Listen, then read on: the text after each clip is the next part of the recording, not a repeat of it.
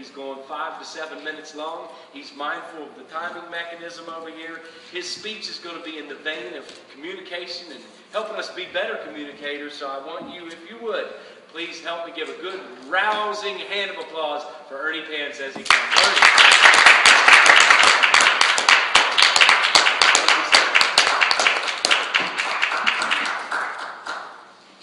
Thank you, Mr. Toastmaster.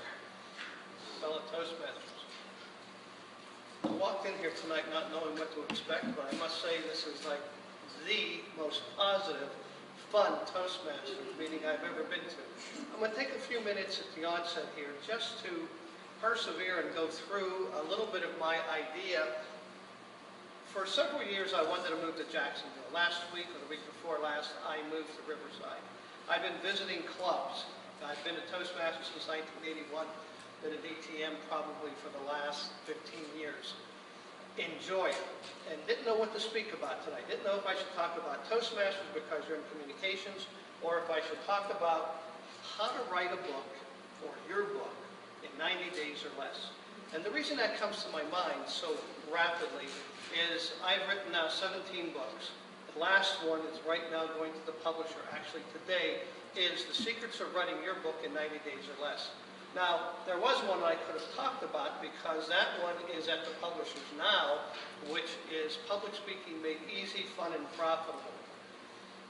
Most people have a real concept of people who write books. Let me put it this way.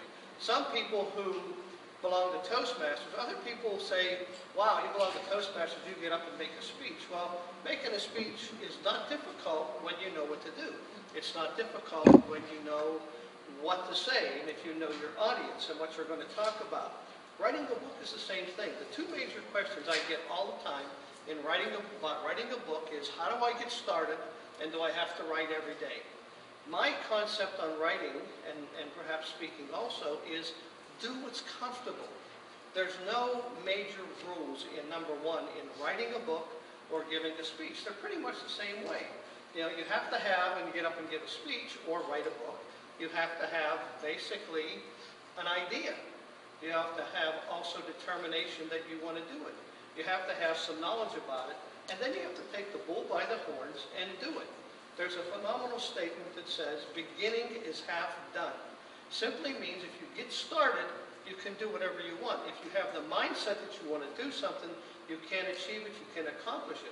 The problem is that most of us don't stick to it. Somebody will say, I'm going to write a book, or I'm going to give a speech, and I'm kind of back and forth on writing a book, giving a speech, because to me, they're very, very much alike. Writing the book, you can do it in private. Nobody has to see it until you're ready to show it.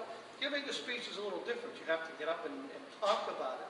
But they're not a big deal, believe me. We have the ability within us, the 6 inches between our ears, to do whatever we want to do. You know, you can be, you can do, and you can have whatever it is you want. You have to set your mind and do it. What happens is, and this is so true of all of us. I have 5 children. They're adults. I have 11 grandchildren. And I know that I did, and my wife died in 1992. Her name was Mary. And I know that Mary and I did things that messed our kids up a little bit. Because we didn't do everything right. But I want to tell you one thing. There was never a morning when I woke up and looked at Mary laying in bed and said, what can we do to goof up Tony's head today?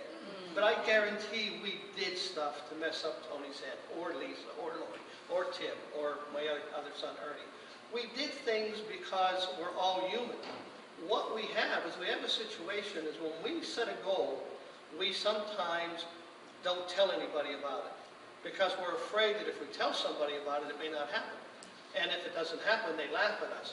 They don't have to be that way, because if you have a friend, especially like in Toastmasters, if you have a friend in Toastmasters and you set a goal that you're going to be a DTM, or you're going to give your first speech, or whatever it might be, this organization supports you. I would not have been in it since 1981 if it wasn't supportive. I do a lot of seminars, and I brought a couple books up, and just to show you that writing is not a big deal. Here's one of the books that I wrote called How to Read a Face Like a Book. And it talks about 33 different facial characteristics that level out to other personality traits we have. The Power of Positive Attitude, probably a book that every kid should read, because what I was alluding to was because well-meaning adults, teachers, parents, aunts, uncles, whoever, tell kids things that, well, you can never do that. You can never be that. No one in our family ever went to college. I was the first one to ever graduate from college. I got a chiropractic degree way back in 1968. I practiced for 28 years. When Mary died, I decided I was going to take up my hobby, which was writing books and public speaking. So for the last 20 years, I've made a very, let's say this, I made a nice living. I don't want to say very good living, but I made a nice living writing and selling books. And I've met some of the most wonderful people in the world. Let me just tell you, when you open your mind and you say, well, I could never meet that person. I could never do that. They're very famous. One of the books I have in the front of the book is a letter from President Reagan when he was president. And he thanked me for writing and sending the book. On the front of this particular cover of the book is my very, very good friend, Famous Amos, Wally Amos from Famous Amos Cookies. Wally and I became wonderful friends over 25 years now. Mark Victor Hansen, Ira Hayes, who was the president of National Speakers Association. All these people, we have this idea that they're better than us. Nobody is better than anyone else. When I was in the military, you know how I learned that? I was told, and I was a private, and I was told that the general puts his pants on the same way I do, one leg at a time. No one's any better. Everybody has the same ability to a certain degree. I graduated from high school. I was voted by my high school class most likely to go to jail. I'm going back, true story, I'm going back to my 50th class reunion next month in Pittsburgh.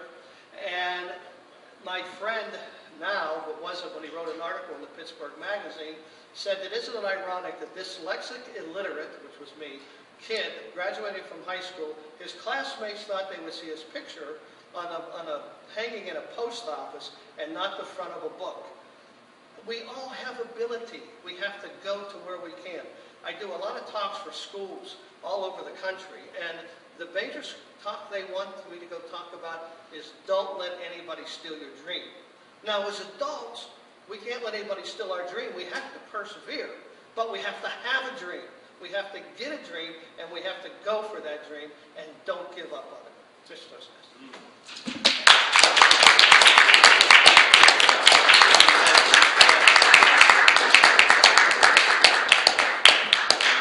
I tell you what, I definitely have joined the fan club, and he got me whenever he talked about Pittsburgh, because when he said the thing about going to